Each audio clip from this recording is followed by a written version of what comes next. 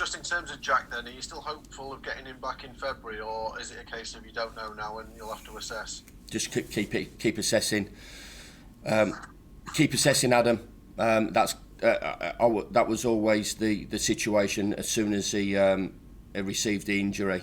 So it was never a straightforward situation. There was never him getting back before a time, and it was never him getting back on that exact time. It's an assessment, and as I said, unfortunately, there's been a little bit of a setback. But hopefully, for the boy, more importantly, than me or the football club, more importantly for Jack, he comes through it. But it was never ever straightforward, and it's obviously panned out to be that way. Ben Osborne and Ollie McBurney, are they available this weekend? No. And they're not available this weekend. They're still not ready. They've not gone through the clearance sessions that we do for them to be able to join the group. So no, they won't be available. Is anybody else back that wasn't? I know you had 7 players out last weekend. Jack Rodwell has trained this week, so hopefully that he'll be involved at the weekend. So Jack's back. But nobody else, no, nobody else. Could the FA Cup really be a good focal point for you this season? Clearly, obviously, you've got this tie at the weekend, not looking beyond that as you've talked about already, but you've already seen the benefits that came from the Bristol Rovers victory. There's a benefit to winning every game of football. Even last year when we got through to the quarterfinals, and I believe we should have got through to the semi-finals. That was a performance good enough to win, and I'm sure when the original tie was scheduled to play at Bramall Lane on a Sunday afternoon in March, it would have been a big advantage. Unfortunately, we didn't. But even before that, I see no downside to winning a game of football, Adam. No downside at all. Whether it's an 8 versus 8 out there, whether it's a pre-season friendly at Stocksbridge, whether it's a Carabao Cup, League Cup tie, FA Cup tie, or Premier League game, absolutely no downside to winning a game of football. Have you managed to watch a lot of Plymouth and seen what they're on? Obviously, coming to the game on good form themselves.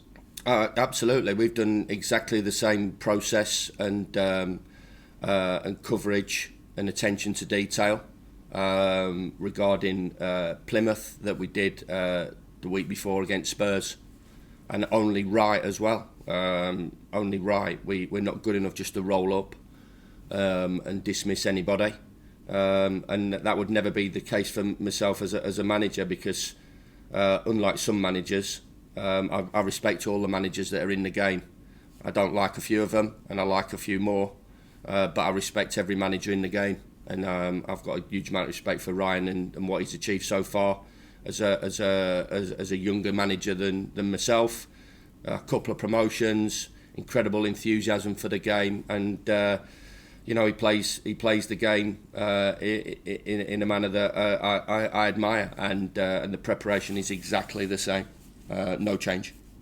He's made a promising start to his managerial career, hasn't he, Ryan? And doing it the hard way, I imagine that's something that you'll know, obviously, from your experience in getting to where you are now. Yeah, it's not easy now though, Ads. No, I appreciate that. It doesn't get any easier, but whatever pathway people go into, I've got respect. I've said it all along. There's always different ways to come into this game. Sometimes, look back and maybe scratch my head for the reasons why I did at moments like this, on and off the pitch. But this is the game we love, and he's got an enormous, as I said, enormous enthusiasm for the game, and it's tough whatever level that you're at. But Ryan is had a nomadic and successful career. the amount of clubs that he played for, and he's a bright manager, and no doubt there's more success ahead of him in his career. Did you enjoy the sort of underdog role when you were with teams in the lower leagues coming into situations like this weekend? I think we're underdogs for Saturday, aren't we? So nothing changes here, does it? This is it's words, isn't it? It's just words. Underdogs, favourites or whatever. They're just words. But as I said, whatever it is, whether we're going into somebody's backyard against incredibly powerful world-class players, you still think that you've got that little left-right combination, like I said before, that catches them off guard, and you might land one on the chin and knock somebody out. But they're just words. So there's belief. There'll be belief from us that to get the job done on Saturday afternoon. And there'll be understandable belief from Plymouth and their team and their manager that they can win a game of football, and that goes with the territory and understanding. But it's as I said, however people dress it up, words. We want to get the job done, and we want to get through and win a game of football. On a couple from me, we just spoke with Jaden Bogle. Comes across a very confident young man. How impressed have you been now that he's had his chance in the first team? Yeah, I mean, you look, as I said before, you look at these young players, and it's an enormous step up for them.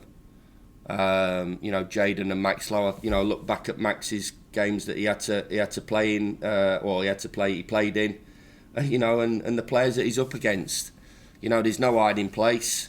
It's it's tough opposition that they're playing against, and they have to survive. Both of the young players were brought in to add competition and push. Jaden's